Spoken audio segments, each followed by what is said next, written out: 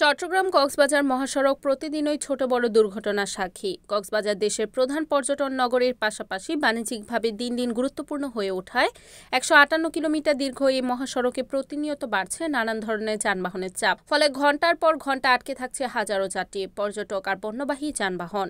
এমন পরিস্থিতিতে মহাসড়কটিকে ৬ লেনে উন্নত করার দাবিতে রামুতে মানববন্ধন করেছে স্থানীয়রা। মঙ্গলবার সকাল ১২টা থেকে ১টা পর্যন্ত চট্টগ্রাম কক্সবাজার মহাসড়কের রামু উপজেলার বাইপাস ফুটবল চত্বরে সম্মিলিত নাগরিক পরিষদ রামুর উদ্যোগে এই কর্মসূচি পালিত হয়েছে। মানববন্ধনে রামু উপজেলার অর্ধশতাধিক সামাজিক সাংস্কৃতিক সংগঠনের পাশাপাশি বিভিন্ন শিক্ষা প্রতিষ্ঠানের শিক্ষার্থীরা অংশগ্রহণ করেন।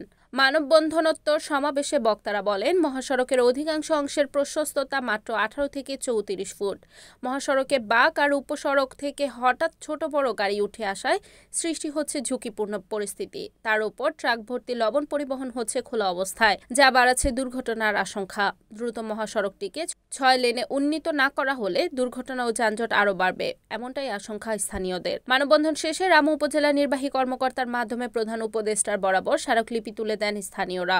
সম্মিলিত নাগরিক পরিষদের আহ্বায়ক মাস্টার মোহাম্মদ আলমের সভাপতিত্বে অনুষ্ঠিত মানববন্ধন ও সমাবেশে বক্তব্য রাখেন মুক্তিযোদ্ধা মোজাফফর আহমেদ, কক্সবাজার জেলা বিএনপির সহসাধারণ সম্পাদক আক্তারুল আলম, জোয়ারিয়া নালা এমদাদুল মাদ্রাসা শিক্ষক মৌলানা হাফেজ আব্দুল হক, রামু ওলামা পরিষদের মৌলানা মহসিন শরীফ, সামাজিক সংগঠন অগ্রযাত্রার পরিচালক নীলিমা আক্তার চৌধুরী প্রমুখ। অধিক এখানে মৃত্যু হয়েছে সড়ক দুর্ঘটনায়।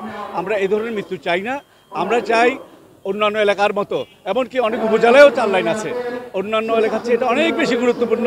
এটা পর্যটন শহর, আন্তর্জাতিক শহর। এখানে আমরা 6 লাইনে উন্নীত করার জন্য সরকারের কাছে জোর দাবি জানাচ্ছি। এটাও সরকারের সংস্কারের একটা অংশ হোক। চাই কক্সবাজার থেকে চট্টগ্রাম পর্যন্ত এই সড়কটি অত্যন্ত ঝুঁকিপূর্ণ এবং সংঘর্ষিত হওয়ার কারণে আমরা দীর্ঘদিন ধরে এখানে প্রতিনিয়ত দুর্ঘটনার শিকার হচ্ছি। এই দুর্ঘটনা থেকে পরিত্রাণের জন্য আমরা সরকারের উচ্চ মহলে দাবি জানানোর জন্য সিদ্ধান্ত নয়, আমরা বাস্তবায়ন চাই। আমাদের একটাই দাবি, আমাদের এই রাস্তা অবশ্যই 6 লেন হতে হবে এবং নিরাপত্তা এনশিওর করতে হবে। দিনে এবং রাত্রে যেন যাত্রীরা নিরাপদে চট্টগ্রাম থেকে এবং সারা বাংলাদেশ থেকে কক্সবাজারে আসতে পারে এবং তারা নিরাপত্তার সাথে এখানে তারা কক্সবাজারবাসী সহ যারা যাত্রী এখানে আসেন তারা যেন নিরাপত্তার সাথে এখানে তাদের বেড়ানোর জন্য যে তারা আশা নিয়ে আসে সেই আশাটা পূরণ হয়। আরেকটা বিষয় হচ্ছে, এখানে ৪৫ লক্ষ বেশি মানুষ আছে।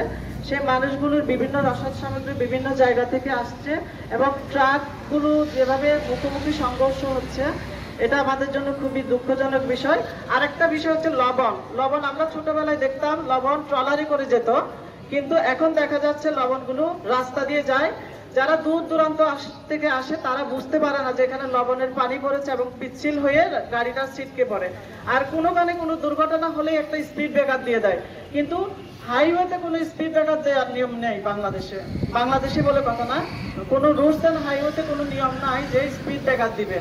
কিন্তু স্পিড ব্রেকার দেওয়ার কারণে অনেক সময় দূর দূরান্ত থেকে যখন যাত্রীরা আসে, গাড়ি চালকরা আসে, তারা বুঝতে পারে না, স্পিড রাখতে পারে না, তখন উল্টে গিয়ে দুর্ঘটনা ঘটতেছে।